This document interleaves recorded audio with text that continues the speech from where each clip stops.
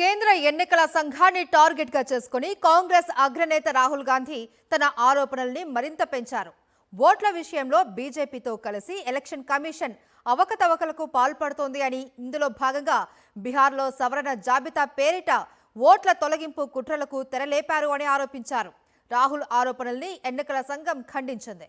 Election commission కు పార్టీలతో సంబంధం ఉండదు అని, ఓట్ల చోరీ ఆరోపణలు చేయడం రాజ్యాంగాన్ని అవమానించడమే అన్నారు. బీహార్ ఓటర్ల జాబితా సవరణ అంశం రోజు రోజుకి రాజుకుంటోంది. ఈ అంశంపై ఇప్పటికే విమర్శలు ఎక్కుపెట్టిన కాంగ్రెస్ సీనియర్ నేత, ప్రతిపక్ష నాయకుడు రాహుల్ గాంధీ మరోసారి కేంద్ర ఎన్నికల సంఘంపై విరుచుకుపడ్డారు. స్పెషల్ ఇంటెన్సివ్ రివిజన్ ద్వారా ఉన్న ఓట్లను తొలగించి కొత్త వారిని చేర్చి అక్రమంగా గెలవాలని బీజేపీ భావిస్తోందని రాహుల్ విమర్శించారు. అన్ని రాష్ట్రాల లోక్సభ ఎన్నికల్లో ఓట్ల చోరీ జరిగిందని, ఇకపై దేశంలో ఎక్కడ ఓట్ల చోరీ జరిగినా అడ్డుకుంటామని రాహుల్ అన్నారు. ఈ క్రమంలో కేంద్ర ఎన్నికల సంఘంపై ఆయన పలు ఆరోపణలు చేశారు.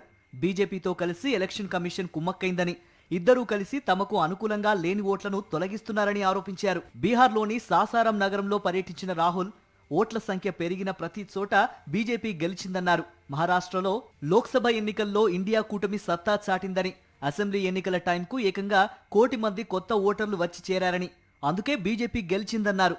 ఓట్లు పెరిగిన ప్రతి చోట బీజేపీ గెలుస్తోందని, ఎన్నికల సంఘం బీజేపీ కోసం చక్కగా పనిచేస్తోందని విమర్శించారు. బీజేపీ, ఆర్ఎస్ఎస్ కలిసి రాజ్యాంగాన్ని దెబ్బతీస్తున్నాయని అన్నారు. మరోవైపు ఈ అంశంపై ఎన్నికల సంఘం మీడియా సమావేశం నిర్వహించింది. ఎన్నికల సంఘానికి ఎలాంటి పక్షపాతాలు ఉండవని, అన్ని పార్టీలను సమానంగా చూస్తామని కేంద్ర ఎన్నికల ప్రధాన కమిషనర్ జ్ఞానేష్ కుమార్ అన్నారు. ఓటు చోరీ పేరుతో కొందరు అనవసర అనుమానాలు లేవనెత్తుతున్నారని, రాజ్యాంగ సంస్థల్ని అవమానిస్తే రాజ్యాంగాన్ని అపహాస్యం చేసినట్టేనని అన్నారు. ఎవరెన్ని ఆరోపణలు చేసినా ఎన్నికల కమిషన్ తమ పని తాము చేసుకుపోతోందని, ఇందులో మరో అభిప్రాయానికి తావులేదన్నారు జ్ఞానేష్ కుమార్. మరోవైపు స్పెషల్ ఇంటెన్సివ్ రివిజన్ పై సుప్రీంకోర్టు ప్రత్యేకంగా దృష్టి పెట్టింది.